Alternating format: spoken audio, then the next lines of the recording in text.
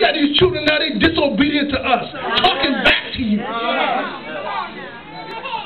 You remember when you talk back to your mother will be on the back of your head. Talking about child abuse. What about parent abuse? He abusing me when he ain't respecting me. Amen. You talking about, well, I don't want to raise him the way we were raised because my mother abused me. Maybe. But you knew the rules and the standards, didn't you?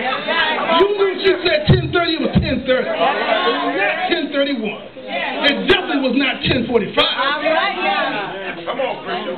Now they got cell phones. Every kid we know got a cell phone. And ain't nobody paying a bill.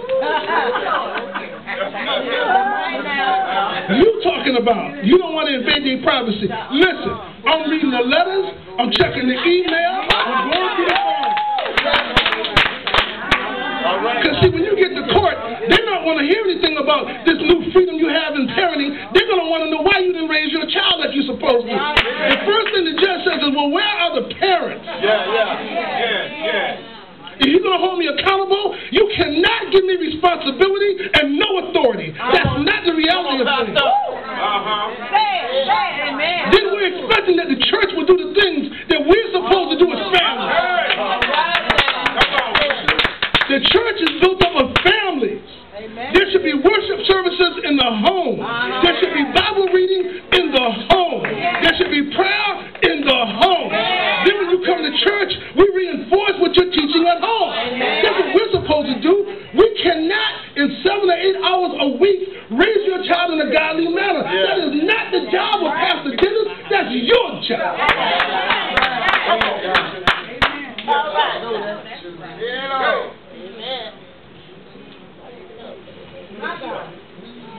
I think we don't understand what a family is.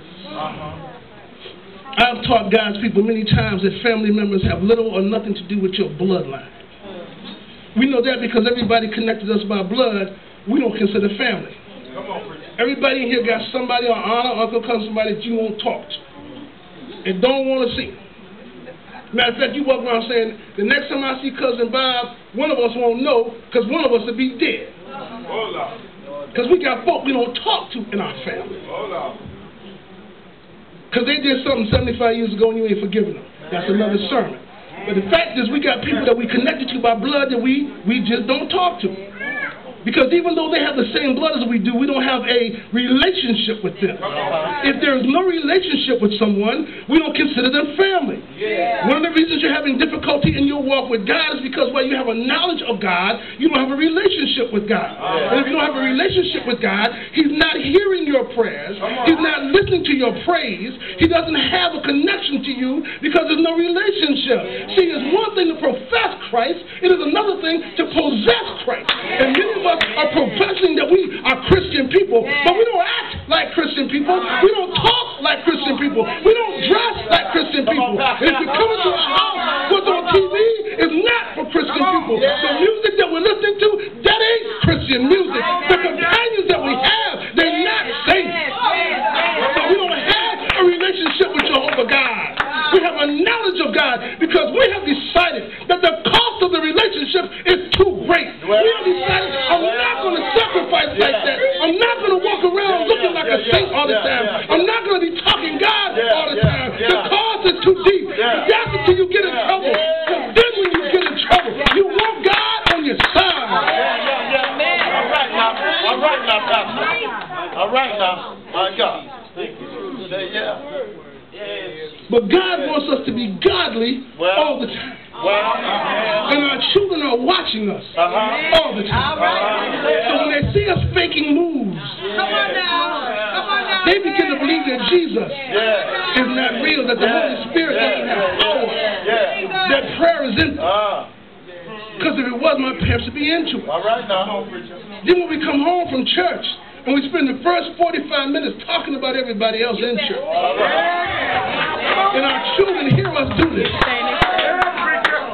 Come on, Pastor. Then they realize that we're not really brothers and sisters. We're not even really friends.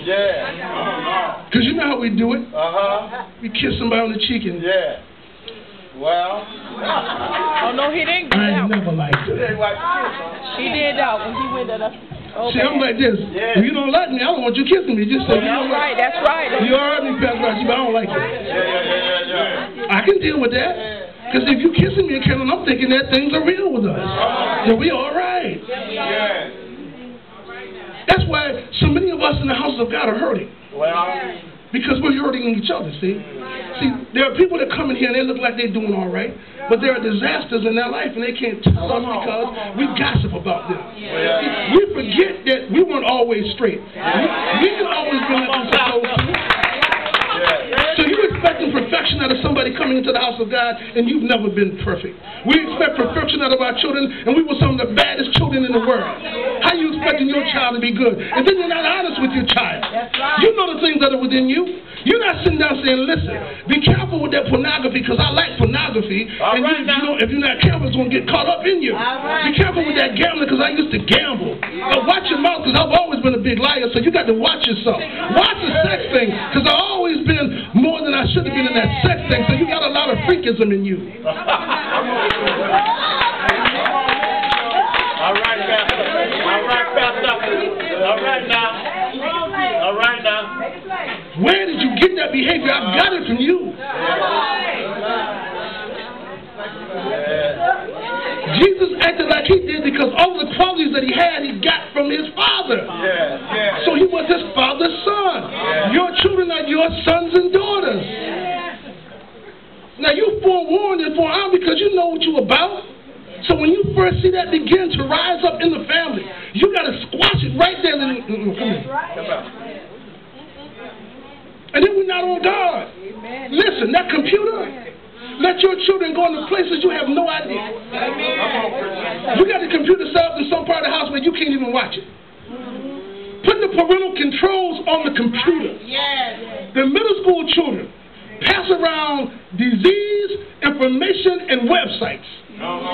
So they are visiting websites that you didn't see till you were 25. They're already into pornography. I ain't telling you what I heard. I'm telling you what I know. Because you're not watching it.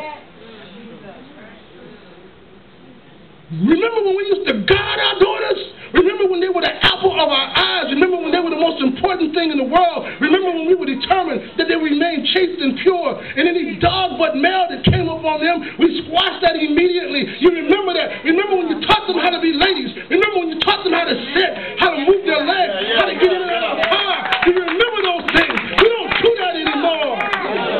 So you see them get in the car, their legs wide open. And you let them dress like little women. They are not women. Yes, it is true that when you look at our daughters, that you can't tell if they're 13 or 35 because of their body. But they are children, and their mind is spirit. And many of these dog-butt males do not see them as children. They just see their forms. And they are coming to them and talking to them. You don't think so? Watch and walk the street.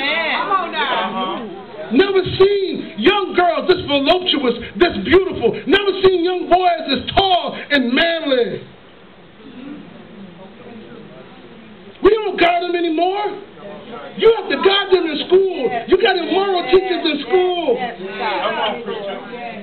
You got immoral teachers at the parks and among the coaches. Pedophiles and sexual perverts.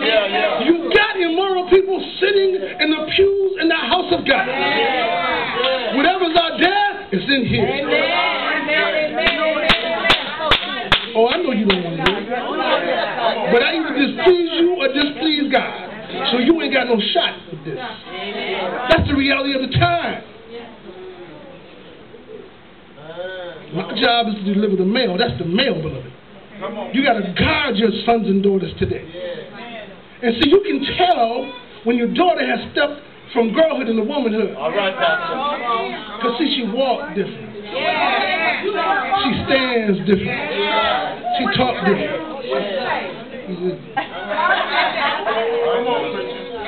And you see them don't say nothing. Or some of us have bought into this madness about giving our daughters birth control. Well, it's better that we be safe than she get pregnant. No. Do them like they did you, beat them.